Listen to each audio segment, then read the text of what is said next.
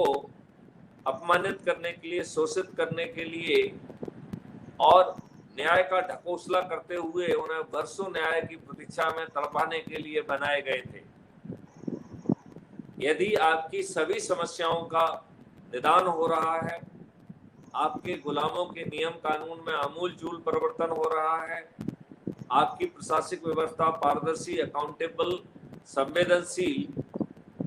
हो रही है और वो सही समय पर सही निर्णय लेगी, यदि ऐसा नहीं करते हैं तो उसे बड़ी संख्या में खामियाजा देना पड़ेगा, लाखों में खामियाजा देना पड़ेगा और शासकीय सेवा से गुलामी भी चली जाएगी और शासकीय सेवकों को रेवेन्यू स्ट्रीम के माध्यम से जो आज सैलरी मिल रही है मिनिमम 2 गुना गारंटेड मिलेगी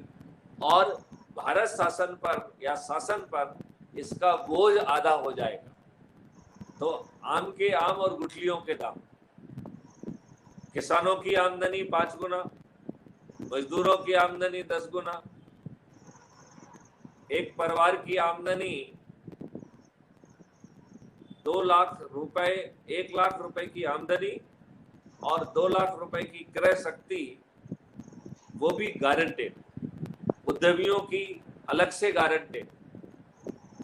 तो हर वर्ग का फायदा हो रहा है,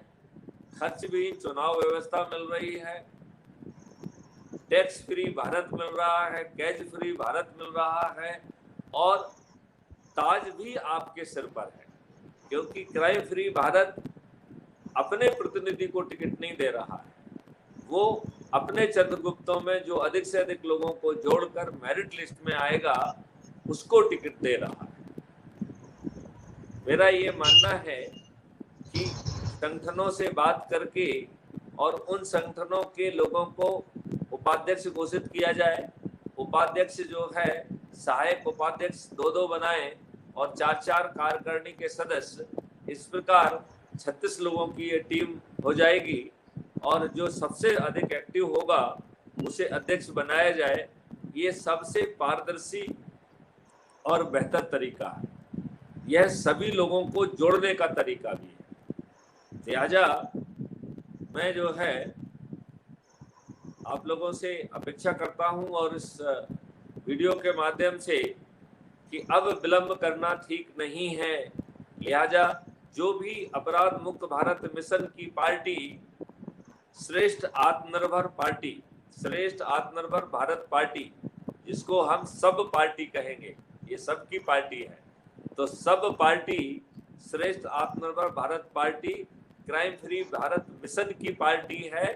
क्राइम फ्री भारत मिशन के चंद्रगुप्त जो अधिक से अधिक लोगों को जोड़ेंगे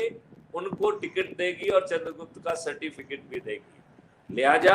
अब जो है अपराध मुक्त भारत मिशन के सभी चंद्रगुप्तों को टिकट गारंटेड है, उन्हें केवल अपने आप को मेरिट लिस्ट में आना है और 17 नवंबर तक उन्हें लगातार अपनी मेरिट लिस्ट को बढ़ाने की कोशिश करना है, क्योंकि 18 नवंबर को जो मेरिट लिस्ट प्रकाशित होगी उसमें जो नंबर 1 पे होगा वो मध्य प्रदेश का मुख्यमंत्री बनेगा, जो नंबर 2 और 3 पर होगा वह जो है उप मुख्यमंत्री बनेगा और 30 से 35 पर जो आ जाएगा वो मंत्री बनेगा। तो राजेश जी मुझे ये बताइए, सब कुछ आपके हाथ में है कि नहीं है? बिल्कुल बिल्कुल सर। हमारे हृदय शुक्ला जी कह रहे हैं मतलब एक और राजनीतिक दल